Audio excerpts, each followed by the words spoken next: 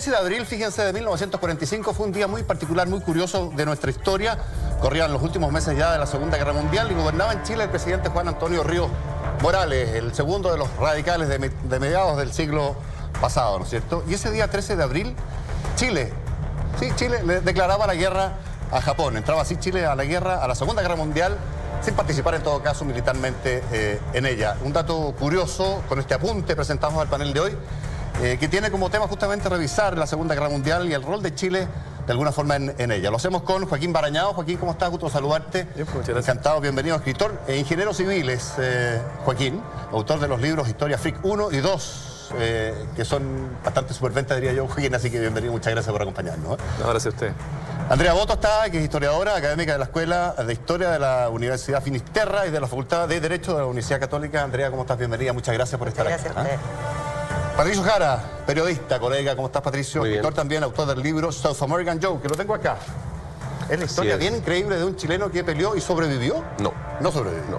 A la Segunda Guerra Mundial, ¿ah? Estuvo toda la guerra Claro. hasta el final. Hasta el final. Vamos a conversar de eso. Además, Patricio, bueno, ganó el premio del Consejo Nacional del Libro y la Lectura del 2002 como la mejor novela inédita del año con el libro El Sangrador, ¿se llama ese? Un dentista Un dentista. de 1870 Ok. en el norte. Igor Gojkovic. Igor, ¿cómo estás? Bienvenido, muchas gracias por acompañarnos. Doctor en Historia, académico y director del Departamento de Historia de la USACH. Ha colaborado en obras extranjeras mediante capítulos como Anarquismo, Discurso de la Violencia en el Movimiento Obrero en Chile, en su etapa formativa, en fin. Tiene varios palmares. Igor, me decías que tu especialidad, Igor, era violencia política. Exactamente. Esos son los temas de investigación en los que he venido trabajando estos últimos 15 años. Bueno, bienvenido también, Igor, muchas gracias. Yo decía que Chile entra a la guerra en abril del 45, se le declara la guerra a un Japón que, en todo caso, y partamos con los historiadores, si les parece, estaba en el suelo casi ya en la parte final de un conflicto que parte 6 años antes, ¿no es cierto? El 1 de septiembre de 1939, cuando la Alemania nazi invade Polonia. ¿Por qué Chile entra a la guerra, dirías tú, Igor? ¿Presionado, obligado por las circunstancias, por Estados Unidos, por los ingleses? ¿Cuáles fueron las circunstancias de esta cuestión tan extraña de que un país como Chile, que no participa, que no tiene ningún poderío militar, le declare la guerra a Japón? Yo diría que hay básicamente 3 aspectos que habría que considerar inicialmente. Por una parte, las presiones norteamericanas que se han venido haciendo sentir desde la conferencia de Río de Janeiro de 1942, que es el primer momento en el que de una u otra manera se le exige a las cancillerías latinoamericanas y a la de Chile en particular alinearse en torno al esfuerzo de guerra de los aliados. Bueno, Brasil entró directamente a propósito de Río, dices tú, desembarcó en Normandía, incluso participó en la campaña de Italia, sobre todo en Anzio. Claro. México también tuvo una participación bastante activa, en menor medida los países del Caribe. Un segundo elemento yo creo que es importante también de tener en cuenta es que las presiones que de una u otra manera se habían venido configurando, las presiones neutralistas que se habían venido configurando en Chile. Chile era neutral hasta ese minuto. Exactamente. Se habían venido reduciendo, de manera tal que existía una oportunidad política, digamos, para colocarse en la esfera de los países vencedores. Y en tercer lugar está el hecho de que ya está en proceso de constitución la Organización de Naciones Unidas y Chile no quiere estar al margen de un proceso de esa naturaleza, evidentemente. Es una reformulación del diseño, diría yo, político del mundo, y Chile quería estar en primera línea. Es parte de eso lo que tú piensas también, Andrea, ¿no? Sí, yo también quería señalar un punto también importante. Hay que considerar que antes de declararle la guerra, nosotros rompimos con el eje. Sí, pues, en enero del 43, ya rompimos claro. con el eje. O sea, las presiones, como bien dice Igor, fueron suficientemente poderosas para romper nuestra política de neutralidad en la cual tratamos de insistir siempre. Y yo creo que eso hay que destacar un poco de la Cancillería chilena, todo el esfuerzo que hizo para tratar de mantenerse neutral el mayor tiempo posible, a pesar de las presiones, como bien... Claro, hubo 2 personajes ahí que fueron lo más neutrales posible hasta que tuvieron que incluso ceder sus cargos, ¿no es verdad? Que fue Juan Bautista Rossetti, creo que fue uno, y el otro Barros Harpa. Barros Harpa, que se dio a Joaquín Fernández, se llamó su sucesor. Claro, que él fue neutral hasta que Juan Antonio Ríos decide finalmente, esto apoyado y aprobado por el Congreso Nacional, tomar la iniciativa de declarar la guerra, ¿no? Sí. Claro. Y también el otro elemento de la neutralidad, creo yo, está en la fuerza que tienen ambas colonias. O sea, los alemanes fueron súper importantes en Chile, entonces tampoco era tan fácil llegar y declarar la guerra al eje, ¿no? Con la presencia alemana acá. Ahora, la presión más fuerte probablemente, yo no sé cómo lo ven ustedes, quedémonos con Igor y con la Andrea un rato, tiene que ver con Estados Unidos y con este ingreso que marca una etapa clave en la Segunda Guerra Mundial de los norteamericanos a la guerra después de Pearl Harbor en diciembre del 41 fue eso, ¿no? ¿No es verdad? Y de ahí en más, los Estados Unidos entran a la guerra, cambia un poco el curso, diría yo, de ahí en adelante de la guerra, la participación de Estados Unidos y Chile se ve mucho más presionado por varias razones. No sé si lo están de acuerdo ustedes, tiene que ver con que Estados Unidos y Inglaterra también definían, entre otras cosas, cuánto costaba el cobre a nivel mundial, ¿no? Nuestro principal producto de exportación, que en ese minuto, si no me equivoco, costaba como 6 centavos de dólar la libra. Si te enojabas con los ingleses y con los norteamericanos, no había cobre que te comprara. Un poco también esa era una circunstancia, ¿no? Sí, completamente. No, sin lugar a duda. De hecho, Chile designa a uno de los dirigentes del Partido Socialista de la época, Oscar Schnake, que era pro norteamericano por lo demás, a establecer negociaciones precisamente con el Departamento de Comercio de Estados Unidos a efectos de establecer el precio del cobre y de esa manera contribuir de manera práctica, digamos, al esfuerzo de guerra que Estados Unidos estaba desarrollando en ese minuto. La contribución de Chile, evidentemente en términos militares, incluso en términos políticos, puede ser muy reducida, pero desde el punto de vista de lo que fue su apoyo, su respaldo económico, digamos, al esfuerzo de guerra norteamericano fue particularmente significativo. Hay que recordar que las principales faenas extractivas que Estados Unidos tenía fuera de su territorio a nivel de explotación cuprífera estaban precisamente en el país, de manera tal que negociar el precio del cobre constituía tanto para Estados Unidos como para una muestra de lealtad de parte, en este caso del gobierno chileno, una prueba relativamente importante. Cuando tú hablas, Patricio, de Jack Adams, South American Joe, este es tu libro de investigación de este chileno que combate, estaba toda la guerra era un de origen inglés. Un descendiente de inglés. Descendiente de inglés, chileno, sí. Sí, y justamente por eso hay un dato importante, porque una cosa es la declaración política, esta como neutralidad de Chile, pero otra cosa es lo que pasaba con los chilenos. Y sí, los bandos estaban clarísimos. O sea, había gente pro eje, pro aliados, fueron más de 600 la gente, los chilenos o hijos de inmigrantes que salieron en diferentes barcos, ¿cierto?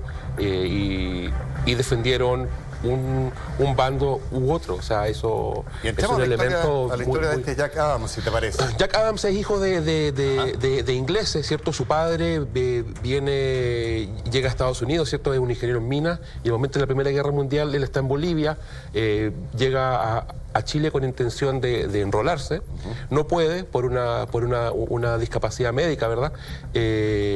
Su hijo estudia en el norte, se viene a Santiago a trabajar a la COPEC y estalla la Segunda Guerra Mundial y él dice: papá, yo voy por el honor de la familia. Y él, como muchos otros descendientes de ingleses, ¿verdad? Va y va. Y va, se sube a un barco, o sea, de hecho está todo documentado como él, con las autorizaciones del cónsul, ¿cierto? La fecha en que salían los barcos, y él pide ir y se suba y llega justamente a Londres en la semana clave de los bombardeos de la batalla de Inglaterra, que fue la semana en que nació John Lennon, entre medio. Y él combate toda la guerra. Ahora era un hijo de ingleses que no sabía muy bien hablar inglés. ¿Él combatía, era aviador? Aviador. Él entra a la RAF. Y, Royal Air Force. Claro, y como auxiliar primero, y empieza a hacer los cursos que le toman toda la guerra, participa en Normandía, y posteriormente cuando Alemania empieza a atacar con las bombas B1 y B2. Que eran teledirigidas. Claro, que después fueron fundamentales para la carrera espacial, ¿cierto? Su avión en un raid que tenían que bombardear una fábrica, cae. Ok, y ahí muere. Claro, y la historia cuenta su vida completa, documentada con familiares que aún quedan en el norte, documentos de la época, gente que lo conoció, y es la historia de uno de los tantos chilenos que fueron. Dentro de tu colección de datos friki, Joaquín, de la Segunda Guerra, ¿te topaste con algún chileno o algo que tenga que ver con Chile? De Chile, la verdad, de Chile tuve una participación bien secundaria en la guerra. Hay muchos datos freak de la Segunda Guerra, pero no me he topado todavía con algo que sea local. ¿Cuál es el dato freak que tú te tienes en la cabeza ahí? Hay muchísimos. O sea, por ejemplo, yo siempre me había preguntado por qué uno habla de esto de cóctel molotov. Correcto. Y la historia, bueno, es larga y bastante sabrosa. Cuando Unión Soviética invade Finlandia, el ministro de Relaciones Exteriores, que era Molotov, argumenta, él dice que estas cosas que caen del cielo en realidad no eran bombas, estas eran cestas de comida para ayudar a la población finlandesa. Y los finlandeses, bueno, habrán pasado, si tú crees, frío y miedo, pero hambre no pasaban. Entonces, no se la compraron, le dijeron, esto es simplemente la propaganda más absurda. Y desarrollan entonces estos artefactos incendiarios para tocar a los soviéticos. Entonces les dicen, mira, esto es un cóctel para acompañar estas cestas de comida que tú dices que nos estás mandando. Así que hasta el día de hoy lo llamamos cóctel molotov. Fíjate, ¿eh? Oye, ¿y qué consecuencias tuvo, Igor o Andrea, en Chile la declaración de guerra a Japón? ¿Fue poca cosa o nos tuvimos que preocupar acá de entrar en conflicto con una potencia que estaba agónica, diría yo, porque estaba en la última parte ya, pero que no estaba derrotada del todo? De hecho, Estados Unidos, para terminar la guerra, tuvo que recurrir a una de las cosas que marcaron más dramáticamente el conflicto, que fue el uso de las armas nucleares en agosto del 45, ¿no es cierto? Sí, hay que tratar de ponderarlo en el contexto del periodo. En abril del 45, si bien es cierto, ya la suerte de la guerra estaba prácticamente definida, sobre todo en Europa. El territorio de Japón prácticamente no ha sido invadido, salvo la isla de Iwo Jima y la campaña que se está preparando en Okinawa. De manera que Japón sigue siendo una potencia militar relativamente importante. La guerra submarina sigue siendo también una amenaza. Y ese era el temor acá, ¿no? Sin lugar a dudas. Sobre todo por lo que tiene que ver con el tráfico comercial por el estrecho de Magallanes. De manera tal que, siendo una decisión a mi juicio evidentemente oportunista, la que se adopta en este caso con la declaración de guerra japonesa en abril, sí conlleva algunos riesgos, digamos. Riesgos que eventualmente podían afectar fundamentalmente a la navegación. Y quizás ahí está el mérito de haber adoptado esa decisión desde el punto de vista político, más no haber llevado a cabo operaciones militares en sentido estricto. Claro, y hubo algún refuerzo, me imagino yo, en vigilancia de los puertos, qué sé yo, porque se tomaron igual acá represalias en contra de los intereses japoneses. Hubo embargo de algunas propiedades, si no recuerdo mal. Hay una anécdota muy graciosa que tiene que ver con que dejaron secarse el jardín japonés, creo que estaba ahí en el Parque de Balmaceda. Y le cambiaron de nombre, además. Y le cambiaron de nombre, le pusieron, no me acuerdo. Parque Gran Bretaña. Ese. Mira, todo lo contrario, ¿no?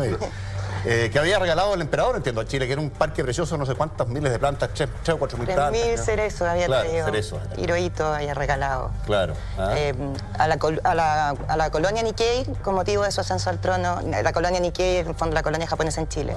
¿Y hubo precauciones que se tomaron acá, Andrea? Hay confinamiento, sí. Al igual que en Estados Unidos y en Panamá. O sea, fue una declaración de guerra así con todo. Hay confinamiento en Casablanca. En Casablanca y Wynn. Lo que no ocurre ni con la colonia alemana ni con la colonia italiana, digamos. Todavía Alemania...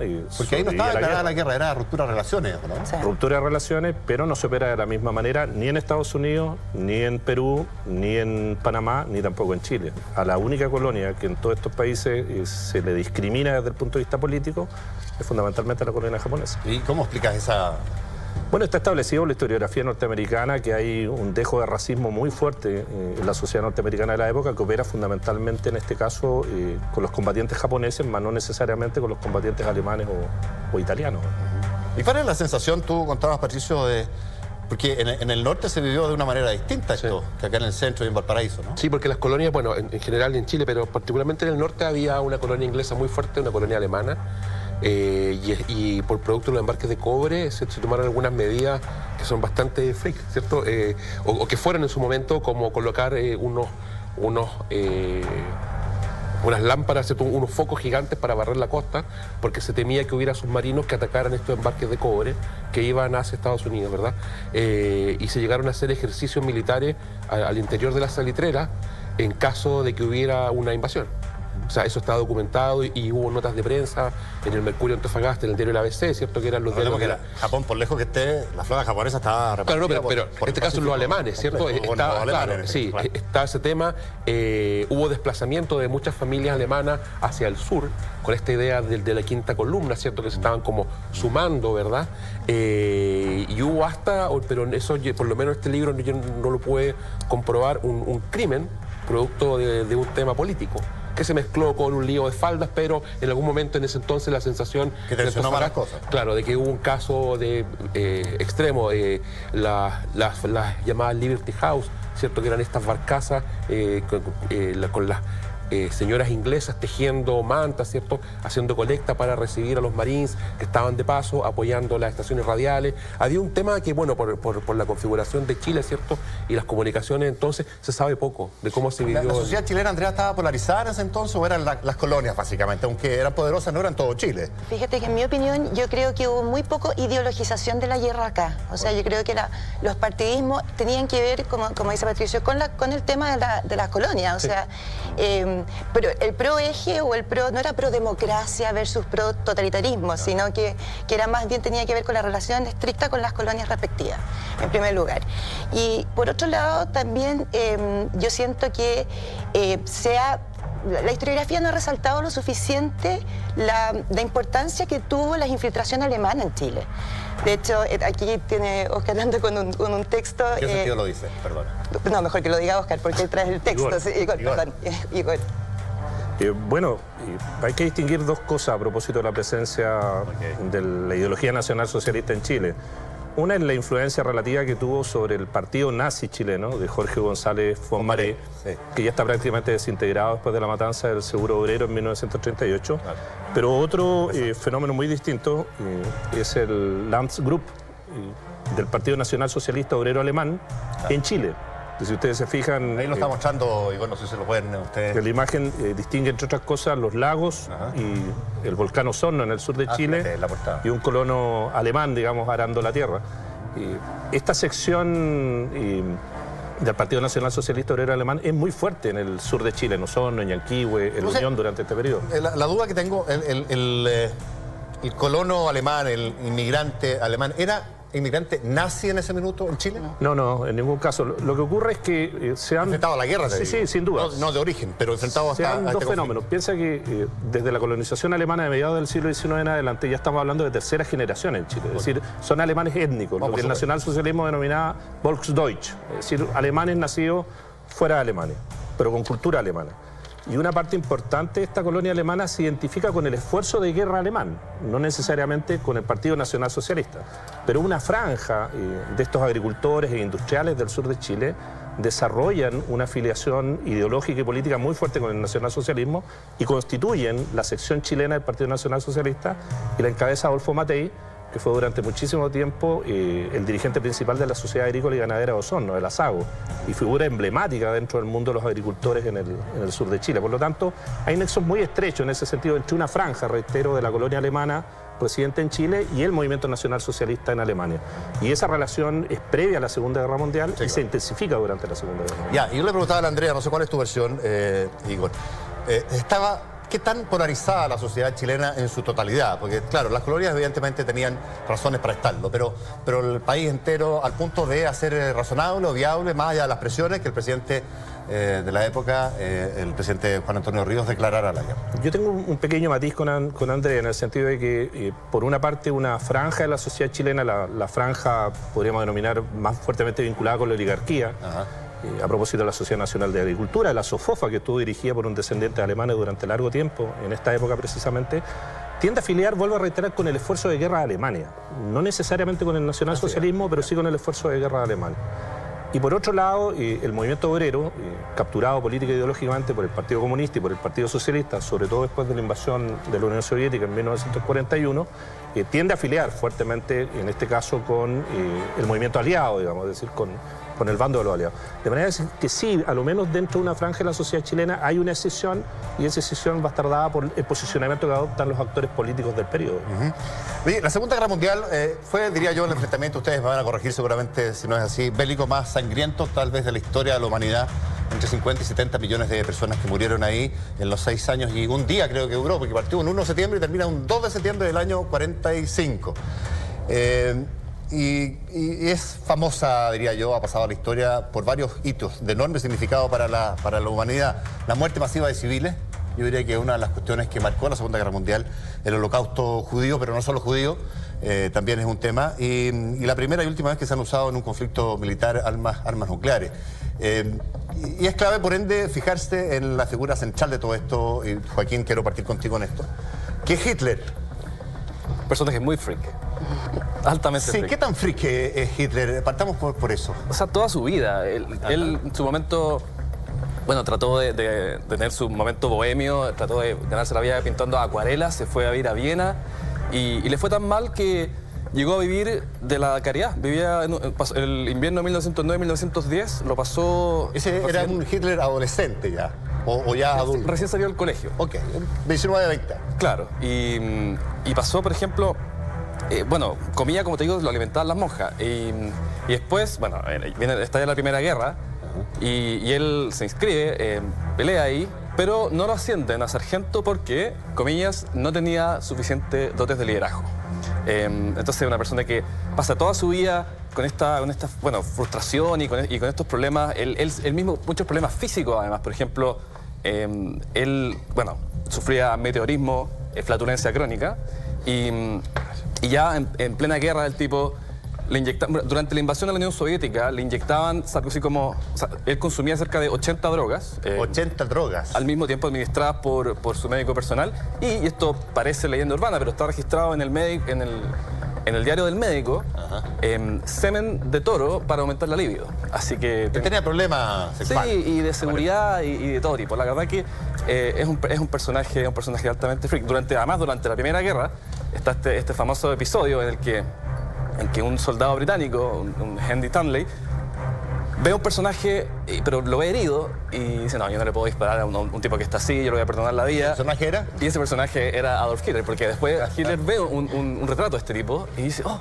ese es el soldado que me salvó la vida. Así que es una vida con muchas vueltas y con muchísimas historias. Sí, quería algo. Sí, hay otro dato freak que a lo mejor Joaquín lo conoce mejor, porque que se quedó ciego como por 6 meses cuando supo que habían derrotado a Alemania, digamos, en la Primera Guerra Mundial. ¿Qué sabes de eso? Ah, mira, no, fíjate que no lo había escuchado. Yo lo leí en su biografía y me llamó la atención que parece que era tanto el fanatismo y la sensación de derrota le quedó grande, digamos, que estuvo ciego durante mucho tiempo. Mira, no sabía. Ahora, es increíble ese personaje, cómo se transforma y deriva este hombre que no es elevado a la calidad de sargento porque no tiene liderazgo. Pasa a ser el líder de una Alemania que tiene un montón de heridas que restañarnos, ¿verdad? Y se transforma en líder de una conflagración que termina con 50 o 70 millones de muertos, de personas muertas. ¿Y cómo lees tú a Hitler, Patricio? Yo creo que hay un elemento ahí fundamental que, claro, es tanto él, pero sino la cantidad de gente que había detrás. O sea, cuando a Hitler le recomiendan, cuando se estaba perfilando como figura política y estuvo preso, ¿cierto?, un tiempo, le dicen, tú debías tener un libro. Y escribe en la cárcel Mein Kampf. Pero ¿por qué no escribes el libro? O sea, fue todo el plan de marketing que hubo con Mi Lucha, ¿cierto? Para las ediciones de bolsillo, las ediciones firmadas, las ediciones braille, o sea, fue todo. El editor de Hitler tenía 28 años. Cuando dijeron, hagamos un libro, promovámoslo, compremos una venta anticipada. O sea, todo lo que los 12 millones de ejemplares que vendió, los impuestos que no pagó, cómo se fue estructurando, claro, una figura potente, evidentemente, pero con un aparato detrás que lo fue amoldando, ¿cierto? Que le fue dando ideas. Imagínate, o sea, que le digan, tú debes tener un libro. Y dice, ok, y gente que le llevaba el papel, la máquina de escribir, gente que le ayudó a terminar Mi Lucha.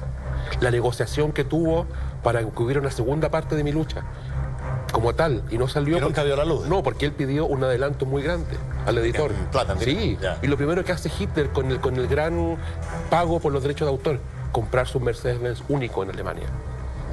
¿En qué contexto? ¿Te fijáis? Como hay harto ahí. Y eso cuando sale de la cárcel que menciona Patricio, sale y The New York Times publica Hitler amansado por la prisión. Ya no hay de qué preocuparse, se va a retirar a Austria a hallar una vida tranquila. Era austriaco, Así que, claro. sí, era originalmente austriaco. Fíjate, leyeron un poco mal. Un poquito mal. Es súper curioso, o sea, sale Mi Lucha, se traduce al inglés en Inglaterra, 5.000 ejemplares en 2 semanas. ¿En el contexto de qué Alemania cae este Hitler? Porque era una Alemania que yo decía tenía heridas que restañar, que había sido semidestruida, digamos, en la Primera Guerra, humillada también, en fin. Ese contexto está en los orígenes de lo que es Hitler y de los orígenes de lo que es la Segunda Guerra, Andrea, ¿no? Bueno, Versalles. Yo creo que Versalles es un factor súper importante a tener en cuenta, porque Versalles es una humillación. El Tratado de Versalles es el que cierra la Primera Guerra. Es el que cierra, no la guerra, el Tratado de Versalles específicamente con Alemania, ¿no? Claro. Porque hay más tratados que son con las otras potencias, con los otros países involucrados. Pero el Tratado de Versalles, además, tenía una cláusula que es la cláusula de la culpabilidad de la guerra que le asigna a Alemania la plena responsabilidad. Se le impone. Que es una cláusula que en el fondo es como echarle sal a la herida ya. O sea, si ya le estás haciendo pagar indemnizaciones, un montón de cosas. Podemos conversar cuánto de culpa tiene Alemania, que yo creo que es otro tema. Pero Versalles fue un tratado que creó resentimiento por mucho tiempo. Se terminó de pagar recién, el 2010 se terminó de pagar la indemnización. Creo que ni siquiera los intereses, creo que ni siquiera la indemnización. Por la Primera Guerra, Por la Primera Guerra. 100 años prácticamente. Así es. Sí. ¿Tú, Igor, lees lo mismo? En esa Alemania cae esta figura de Hitler. ¿Y cómo explicas esta evolución que tiene de un tipo de segunda línea o de tercera, de ahí a transformarse en el líder que llegó a ser? Sí, hay varios factores. Estoy sin duda. absolutamente de acuerdo con Andrea que el Tratado de Versalles, que fue leído como la puñalada por la espalda, que en este caso la socialdemocracia y el judaísmo le habían propinado a una Alemania no vencida. Ese es el discurso que se instala, cala fuertemente en una franja de la sociedad alemana, particularmente entre los soldados desmovilizados inmediatamente después de la guerra, que van a dar origen a un movimiento que precede al movimiento nazi, que son los Freikorps, los cuerpos libres, que entre otras cosas van a resistir en Alemania la ocupación y el pago de las indemnizaciones. Es decir, va a ser una suerte de protoguerrilla, digamos, que se organiza precisamente para salvar el honor de Alemania. Ese es el origen de este movimiento. Y este movimiento, efectivamente, como tú señalas, tiene un soporte comunicacional que es muy potente, del cual va a ser artífice, sin lugar a dudas, Joseph Goebbels. Ya estaba de antes, digamos. Es uno de los primeros militantes de la organización, y aquí habría que hacer una salvedad. Esta organización en su origen tuvo una franja de izquierda. O sea, uno tiende a identificar el fascismo solamente como una tendencia de derecha, y la verdad que Goebbels, en esa época, los hermanos Strasser y Ernest Röhm representan la franja de izquierda dentro del movimiento nacional socialista, que coloca el énfasis precisamente en el contenido socialista y obrero del movimiento nazi, que luego deriva hacia posiciones más conservadoras, sobre todo cuando ya escalan el poder. Por lo tanto, hay que distinguir en esta fase de constitución y desarrollo del movimiento nazi con, a partir de 1933, su llegada al poder, donde evidentemente la figura de Hitler termina por imponerse dentro de un conjunto de dirigentes políticos que era bastante más heterogéneo en su fase inicial. Joaquín, ¿tienes algo freak de Goebbels? De este personajillo que termina por ser particularmente relevante en el ascenso del nazismo al poder. Bien siniestro, pero así como un dato freak puntual, fíjate que no tengo. Sí me estaba acordando de esto de lo que decía Andrea del resentimiento. Bueno, cuando el armisticio se firmó en un vagón de tren, el armisticio de la Primera Guerra. Entonces, después cuando Alemania conquista Francia, rápidamente, entonces una de las cosas que Hitler hace como cabro chico picado, va donde, más bien disfrutando su venganza, va al vagón de tren, lo saca, hacen un hoyo en la pared del museo, lo arrastran para afuera y hacen firmar la rendición de Francia adentro de ese vagón de tren. Yo añadiría también a esta situación alemana la dificultad económica que hubo a principios de los años 30. Vivieron una situación de hiperinflación muy severa, tan severa que hay fotos de gente que ya dicen estos billetes son inútiles, gente empapelando su casa con billetes. No valían nada. Sí, claro. Yo tengo un dato freak de Goebbels. Igual tengo otro. Vamos. Se lo dejo pendiente para la vuelta a la pausa. Vámonos a corte en la cultura verdadera aquí en la red. Regresamos al tiro. Está muy entretenido esto. No se va.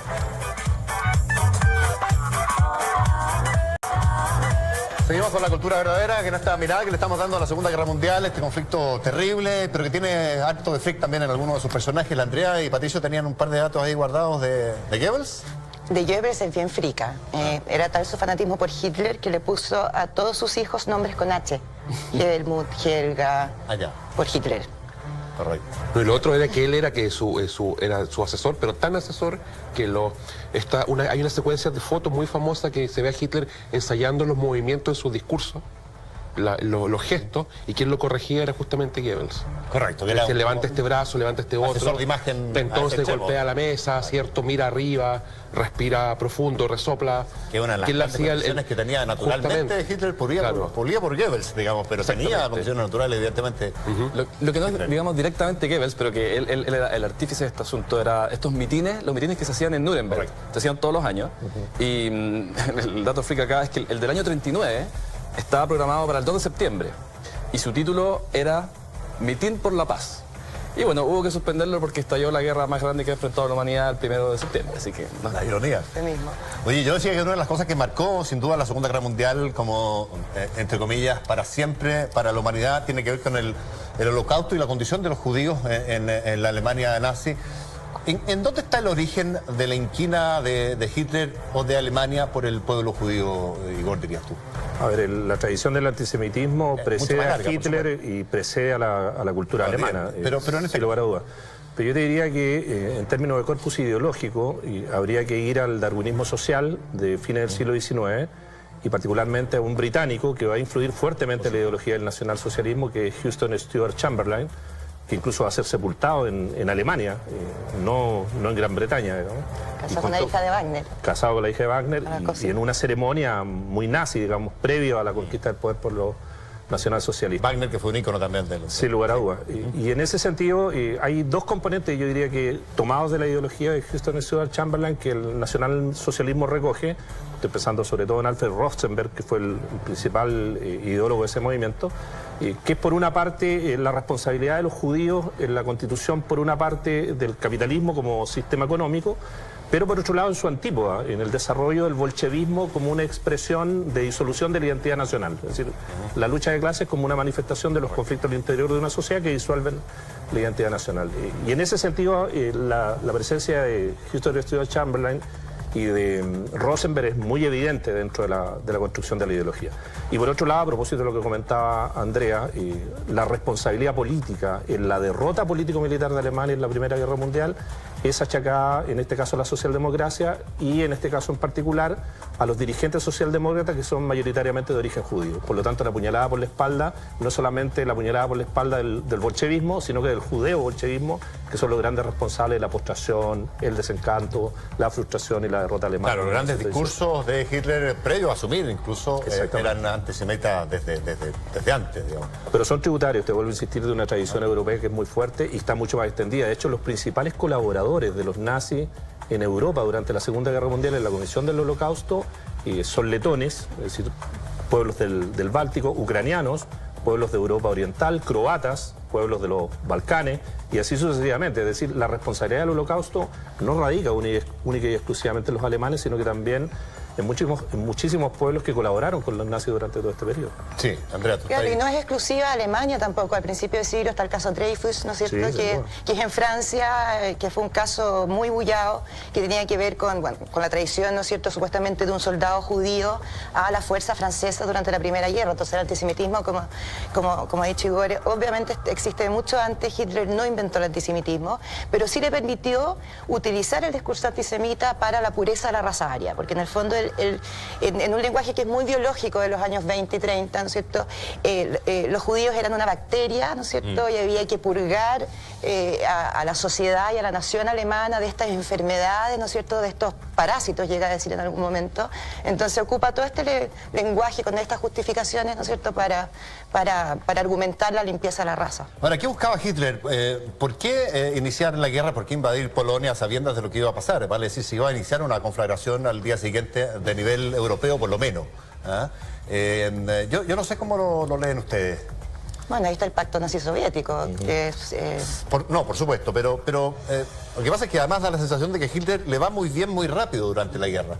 El poderío bélico alemán es aplastante, no solo en Polonia, sino que en varios otros países. De hecho, Francia cae con mucha facilidad, si uno, claro, compara lo que es Francia hoy día, una potencia militar a nivel global. Llama la atención ese dato, ¿no es verdad? Entonces... Se habían pasado décadas construyendo la línea Maginot y después Hitler dijo, muy simple, paso por arriba. Paso por arriba. Chao. Y una parte de República Checa es anexada. Anexada, simplemente llegan, se instalan y listo. Claro. Claro, hay varios pasos previos, ¿no? Está la remilitarización de la Renania, está el eje con Roma, después está la incorporación de Checoslovaquia, está el Anschluss con Austria y está el pacto nazi-soviético. O sea, el primer día de la guerra, yo no sé si es el 1 de septiembre de 1939, uno lo puede mirar en una clave expansionista muy anterior, ¿no es cierto?, que partiría su intervención en la Guerra Civil Española, por ejemplo, del 36 al 39, ¿no es cierto?, donde se probó la Luftwaffe. Y pese a todo lo que ya sabíamos que venía, la revista Time, el año 39, declara a Hitler el hombre del año. Sí. Y el mismo año 39, un parlamentario sueco lo postuló al Premio Nobel de la Paz. Pero Occidente vio... Occidente entre media, porque Alemania es parte de Occidente. ¿Vio venir a Hitler o fue una sorpresa de los últimos meses previos al inicio? No, en absoluto. De hecho, muy por el contrario. Uno podría decir que el gran peligro para el mundo occidental, a lo menos hasta 1938, es la Unión Soviética.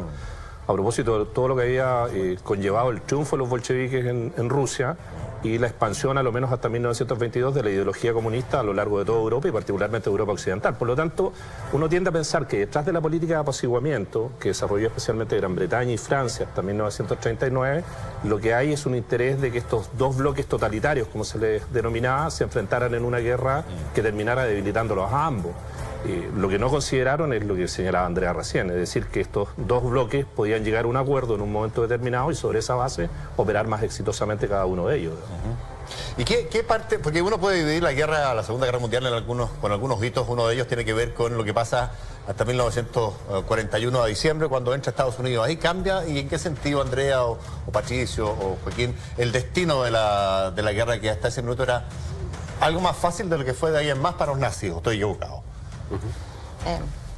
A ver, vale. Claro, son dos Eso factores. es Pearl Harbor, digamos. Pearl Harbor es el ataque a Rusia, la operación Barbarroja, o sea, es el momento en que la guerra da vuelta pero completamente. Cuando falla con Inglaterra dice, ok, me tiro a Rusia, a la Unión Soviética. Y ahí hay un cambio. El ruso hace perder la guerra. Hace perder la guerra al final, y la guerra que la gana Rusia. Sí, claro.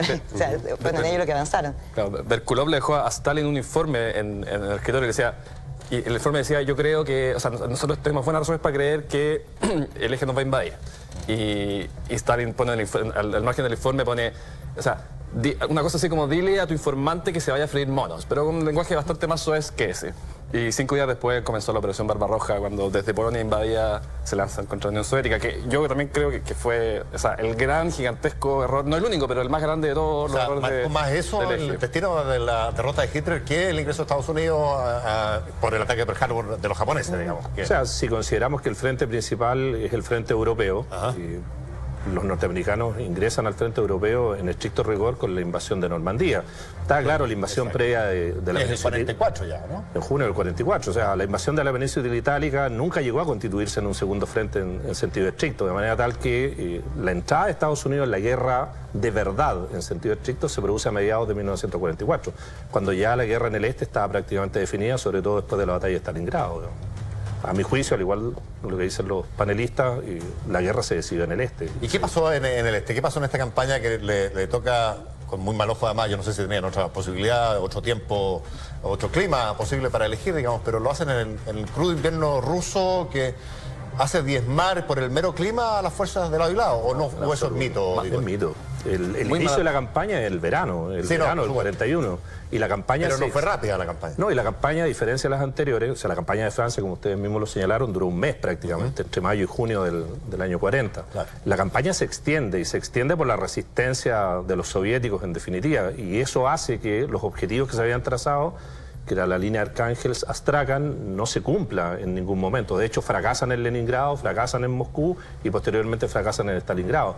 La derrota es el resultado de las condiciones, evidentemente, en las cuales se desenvuelve la campaña, pero es también el resultado de la resistencia que el pueblo soviético va a ofrecer a la invasión de los nazis. Y que fue calle a calle. Además. Y yo añadiría muy malas decisiones también. Yo diría, Hitler estaba cada vez más loco, y en Stalingrado específicamente, la madre de todas las batallas, el séptimo ejército estaba completamente, o sea, tenían a punto de estar completamente rodeados, tenían una salida, y Hitler dice, no, el ejército alemán no se rinde, no da la vuelta, y los rodearon, tuvieron que ser abastecidos por aviones, era una logística insufrible, o sea, terrible. Y claro, los soviéticos muy duros, o sea, por ejemplo, en Leningrado había un banco de semillas, y este banco de semillas estaba custodiado por científicos, y aun cuando la gente estaba pasando hambre, estos dijeron, no, aquí las semillas nadie me las toca.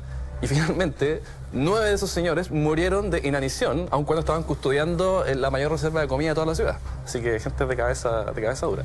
Fíjate.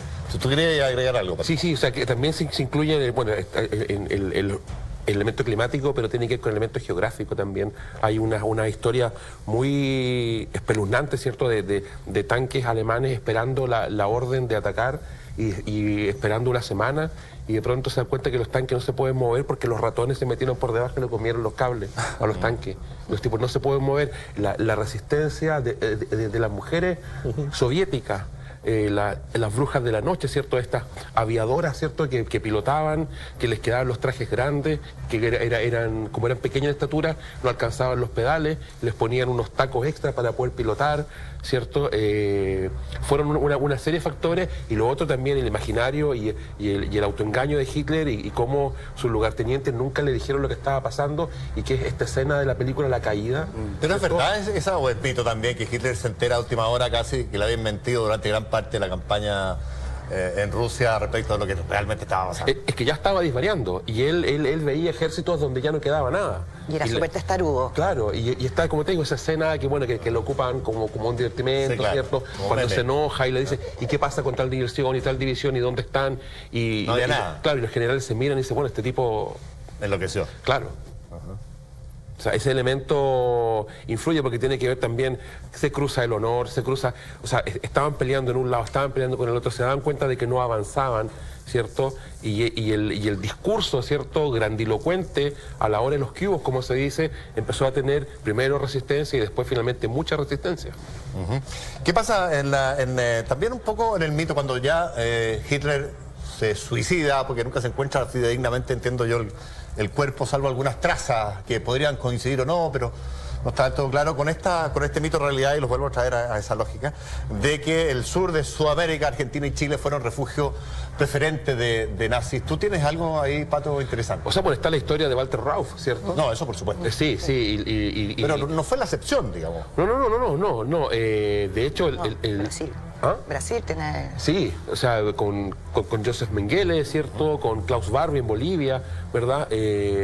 Pero lo último que se supo es con la visita a Chile de Efraín Surov, ¿cierto? Del centro Simón Wiesenthal, tras la pista de Ari Berheim, que era un médico, como el segundo, como conversábamos hace un rato en... El segundo más malo. Claro, el segundo más siniestro después de Mengele, que alguna relación tuvo con el sur. Sur chileno. Claro, con el sur chileno, con esta idea también, claro, de que los colonos estaban antes, pero se empiezan a ideologizar una serie de temas vinculados con Argentina, que tienen mucho de mito, estos submarinos que supuestamente llegaron y que en el sur después cruzaron. Pero en el caso de este sujeto, efectivamente, y tú hiciste una investigación de este tema. O sea, a Ari Berheim lo vinieron a buscar y se ofreció una recompensa. De hecho, hay notas de prensa que dan cuenta de Habían datos duros que estaban reunión con periodistas con la sospecha de que él con otros 5 o 6 en diferentes partes del mundo eran los últimos criminales nazis que ellos tenían identificados y que podían estar vivos. Se hablaba de que hay una cuenta de $1 millón en un banco alemán que es propiedad de Ari Berheim. Sin movimiento. Y que no ha podido ser cobrada porque no ha podido nadie demostrar de que está muerto. ¿Y esto es antes de Himmler? Perdona. Sí. Antes de que encontraran a Himmler. Sí. O sea, tiene que ver con... Bueno, ahí se cruzan elementos políticos, culturales, se cruzan los mitos, en fin, todos estos temas, pero que estuvieron acá y buscaron en el sur. En el sur argentino también. De hecho, estos submarinos que yo no sé si son parte del mito de la realidad o algo. Yo tampoco sé si están En eso hay mucho de mito. Es decir, en primer lugar, establecer que no son solamente alemanes los que se refugian. Lo que yo mencionaba hace un rato atrás, muchísimos colaboradores en la práctica del Holocausto van a encontrar refugio no solamente en América del Sur, también en Estados Unidos. Croata, por ejemplo, como Ante Pavelic, que se refugió primero en Argentina y luego en la España de Franco. León de Grel, el rexista belga, que también se refugia en España. Oriasima, dirigente rumano, que se refugia en España. Y así sucesivamente. Es decir, hay una serie de criminales de guerra del mundo extra alemán que van a encontrar refugio en diferentes países del mundo, incluido Estados Unidos y América del Sur. Y una de las redes más potentes, en este caso en los desplazamientos de estos refugiados, va a ser el Vaticano, y eso también está fehacientemente establecido. El Vaticano colaboró con la protección posguerra. En la protección posguerra de aquellos criminales de guerra que filiaban desde el punto de vista religioso con el catolicismo. Por lo tanto, los catolicismos integristas que habían participado en el esfuerzo de guerra alemán, de una u otra manera se vieron fuertemente beneficiados. Nos están tirando la música, quiere decir que tenemos que ir a corte, muchachos. Regresamos al tiro con la última parte ya de Cultura. Bueno, se va. Bien, estamos en la cultura verdadera. Vamos a ir a la parte final de la guerra con lo que fue la historia triste, difícil de la bomba de Hiroshima y Nagasaki en Japón. Y si ello era enteramente imprescindible, ¿no? En fin, hay opiniones en ese sentido. Pero antes, ¿querías tú, Joaquín, entrar con algún dato?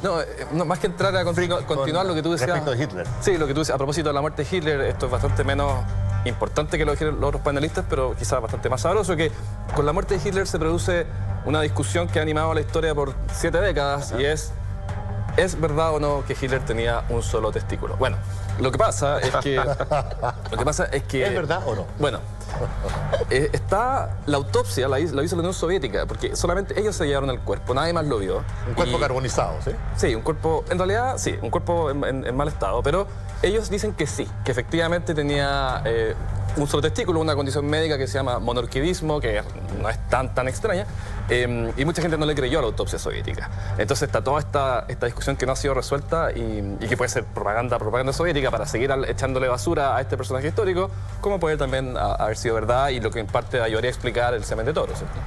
Claro, nosotros, volviendo a lo que planteaba al comienzo, planteaba yo que tal vez a Japón, cuando le declararon la guerra a Chile, no estaba derrotado todavía, estaba cerca de ser derrotado, pero faltaba un buen rato todavía.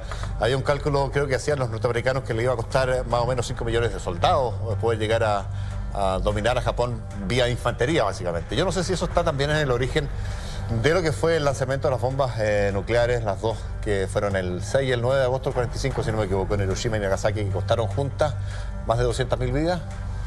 Bueno, no sé, ¿qué mirada le das tú a ese tema que probablemente sea de los más dramáticos de la Segunda Guerra? Bueno, en primer lugar, esta es una de las guerras miradas desde esa perspectiva más devastadora. Es decir, el 70% de las personas que mueren en el transcurso de la guerra son civiles y civiles desarmados, digamos, muertos en diferentes circunstancias. No intervinientes, bombardeos, en fin. Ejecuciones y bombardeos. Piensa que los bombardeos de Dresden y de Hamburgo causaron una cantidad de víctimas similares a las que se produjeron en Hiroshima y Nagasaki. Es decir, los bombardeos convencionales ya tenían un alto grado de mortalidad. De manera tal que uno tiende a pensar que el conjunto de las estrategias que se definieron para ponerle fin a la guerra estuvieron en el límite de lo éticamente permisible. Se podrían haber ensayado otras alternativas, no solamente a propósito del ataque nuclear sobre el Japón, sino que también respecto a los bombardeos que se produjeron en Alemania, en especial al final de la guerra, y que eventualmente podrían haber tenido otro tipo de desarrollo. Y uno de ellos, evidentemente, era el de la muerte de combatientes, es decir, los combatientes tienen que estar preparados para morir.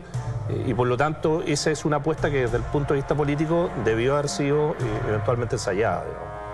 O sea, lo que pasa es que me da la sensación, y en ese sentido te lo preguntaba, que se cruza una línea ahí que es el uso de armas de destrucción masiva, nunca antes utilizadas ni nunca después, afortunadamente. Entonces, por eso la pregunta era si es que era imprescindible, era el único camino para evitar todavía más muerte, o simplemente Estados Unidos tenía el implemento, Japón atendido lo que había sido su perfil durante la guerra, no se iba a rendir.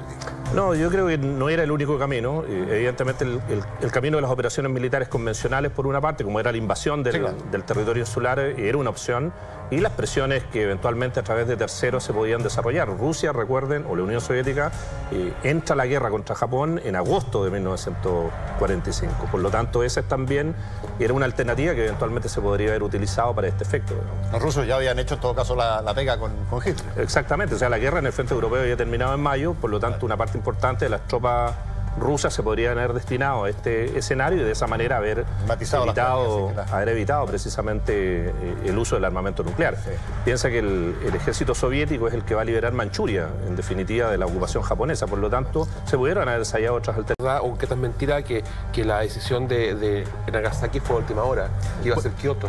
Bueno, porque no se rinde dices Japón. tú, en tu libro. Claro. Sí, yo lo cuento en el libro. Claro. Porque el secretario de guerra, Henry Stimson, había pasado la luna de miel en Kioto. Y tenía valor sentimental. Tenía valor sentimental. Ahora, había 4 ciudades en la lista corta. Exacto. Sacaron a Kioto y entró a Nagasaki, y Nagasaki fue finalmente seleccionada por un asunto climático.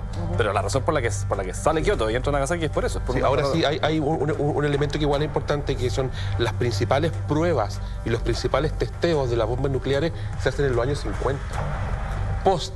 O sea, tú, como dice Andrea, era experimental. Claro, en la Micronesia, o sea, los reales estudios de ver los alcances y la capacidad destructiva fue post bombardeo. De hecho, de ahí se origina la palabra bikini. Porque se hace el ensayo al mismo tiempo que se lanza el bikini, entonces el diseñador dice, esto va a generar tanta atención mundial como los ensayos nucleares. Sí. Habían lanzado sí una bomba antes en Nuevo México. En Álamo Gordo. Sí, algo así. Había un ensayo que era muy poco para dimensionar lo que realmente iba a pasar, como dice el Andrea. Que... Y de hecho ese ensayo se realiza con bastante antelación a la derrota de los nazis en Europa, y uno tiene que preguntarse legítimamente si ya esta prueba se había realizado, ¿por qué no se utilizó en Europa? ¿Y qué explicación te das tú? No, aquí vuelvo a insistir en lo que dije hace un rato atrás, la política adoptada por Estados Unidos en los diferentes frentes de combate, y en este caso en particular con los ciudadanos de origen japonés en Estados Unidos, revela o pone de manifiesto el racismo existente en la sociedad norteamericana. Perdona, es interesante, no lo había escuchado eso. Hay un racismo en virtud del cual, o que explica que la bomba se usa en Japón y no en Alemania, habiéndola tenido disponible antes. Absolutamente a mi juicio. ¿Sí? Hay muchas historias muy increíbles asociadas a la bomba también. Por ejemplo, cuando cae la bomba en Hiroshima, se estaba jugando un partido una final de Go, esta especie de ajedrez oriental. Y entonces, bueno, cae la bomba, esto estaba como a 5 kilómetros de la zona cero. Bueno, se rompen los vidrios, el público se cae, el tablero se da vuelta, los jugadores caen en el suelo, gente maltratada. Y bueno, y a pocos kilómetros habían muerto literalmente decenas de miles de personas. Y parientes de los jugadores. Entonces, bueno, hacen un lunch break y después continúan jugando el partido de Go. Así, después que habían sido lanzada la bomba 5 kilómetros de distancia. Sí, una cosa increíble. O más que fanático, ese sentido del deber que tienen los japoneses. También, pero también yo creo que no, el shock, el impacto de haber sido tremendo. O sea, Y que la tripulación tampoco sabía qué tipo de bomba llevaba. Del Enola sí, Gay. que el Enola Gay, eso te lo quería comentar también, que al parecer él tampoco sabía, el piloto. Big Boy solamente. Big Boy sabían era que la llevaban algo. bomba, sí. Claro, una bomba muy contundente, pero... Fue la primera, la de Hiroshima. Claro, tirar y huir. Y la pobre señora Enola Gay, que es la mamá del piloto. Bueno. Es otro dato. Claro. Y después el barco que llevó las piezas de la bomba para armarla en una isla más cerca de Japón fue hundido, y eso produjo la mayor muerte de seres humanos a manos de tiburones de la historia humana. Una cosa que es poco conocida, pero si uno dice, ¿cuál es la mayor carnicería hecha por tiburones? La tripulación del barco que llevó la bomba atómica al año 45. Una cosa bien sorprendente. Esa historia se cuenta en la película Tiburón. Yo pensaba que era toda la magia del cine, pero no, es real. No, hay una película sobre ese evento. Ah, mira. Fíjense, ¿eh? Oye, se nos fue volando el tiempo, yo me entretuve mucho, revisamos gran parte de esa historia con los datos freak aportados por Joaquín, así que gracias Joaquín, con Andrea Boto, con Patricio Jara y con Igor Gojkovic, a los 4, un millón de gracias por haber estado en esta cultura verdadera. Que estén muy bien, ¿eh? Buenas noches con ustedes el próximo domingo, que estén muy bien.